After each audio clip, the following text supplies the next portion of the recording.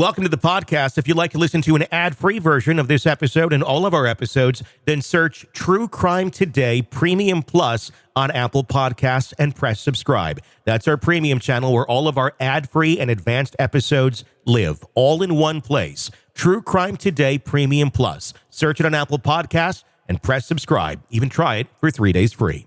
Nothing says welcome home like a hidden body in the basement. It's Hidden Killers with Tony Brueski, featuring former prosecutor and defense attorney Eric Faddis. It looked like a lovely Long Island home, that Massapequa Park home that Asa Ellerup is putting onto the market. Who wouldn't want to live in a home where possibly the Gilgo Beach killer was in the basement torturing victims? Seems like a nice fixer-upper, doesn't it? Joining me to discuss, Eric Faddis, defense attorney, former prosecutor. It's going on the market. I was on Zillow the other day taking a look. There's not many pictures other than like just the Google Earth shot of it. And it stands out like a sore thumb in the neighborhood. I kind of looked around and I'm like, ooh, this really, it does not fit the neighborhood at all. Going up for sale. Are you surprised it's taken Asa this long to get this thing on the market, despite all that we've known and the multiple searches into the home? You know, I am to a degree. And Tony, just think about the realtor who has to try to sell this to some potential buyer and disclose the realities of what could have gone on there. Asa, the wife, I'm surprised she's been there this long, because those searches, those raids that law enforcement does, they are not keeping things tidy and nice. They are unearthing things within that house and turning it completely upside down. And they've done that several times now. And so I thought she would have gotten out before, because it's a massive effort to just clean up after one of those very extensive searches. Well, and it seems, she at the beginning complained about how awful it was and how pipes were torn apart, and it took a lot to get the home back into a livable condition, but it looks like they did.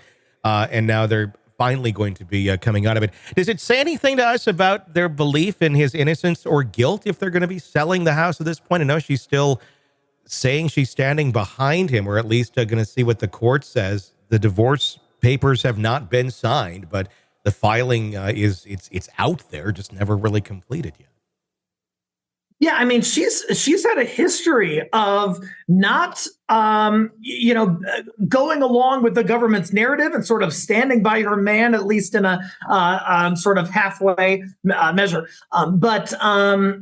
It's a little hard to interpret. I think that she's probably just done at this point, and the family is just done. They've been subjected to so much scrutiny, and she hasn't. Thankfully for her, been charged with anything. And so I think that she's this is kind of the time where she's ready to move on. And this is the next step in that process. Yeah, it'll be interesting to see, what they end up taking out of that home, and if anyone actually ends up deciding to live in that home. I'm going to get, if this thing sells, can this thing sell? I guess that's the next question.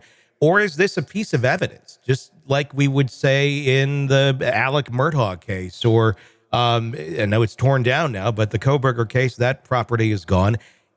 Can the government step in here and say, maybe this thing shouldn't sell right now because we still may need to visit it? We're not to any sort of trial yet.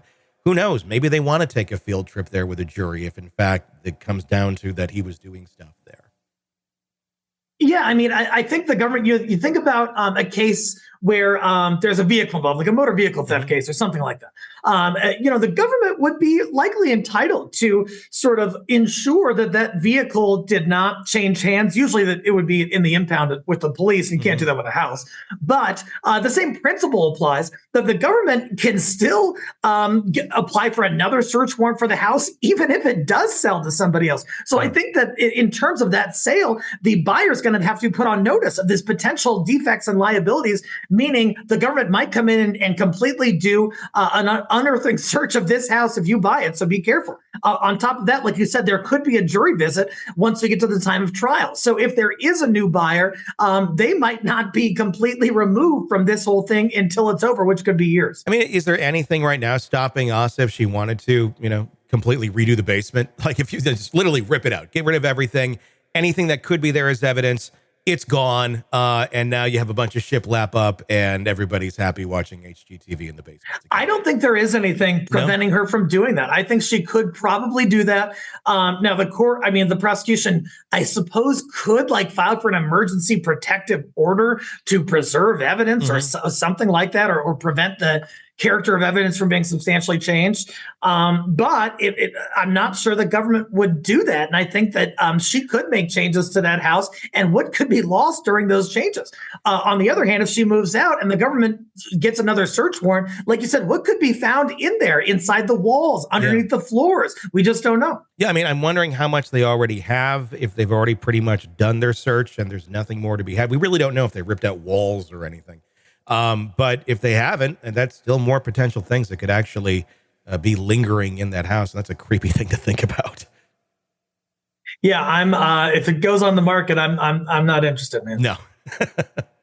Welcome to the podcast. If you'd like to listen to an ad-free version of this episode and all of our episodes, then search True Crime Today Premium Plus on Apple Podcasts and press subscribe. That's our premium channel where all of our ad-free and advanced episodes live, all in one place. True Crime Today Premium Plus. Search it on Apple Podcasts and press subscribe. Even try it for 3 days free.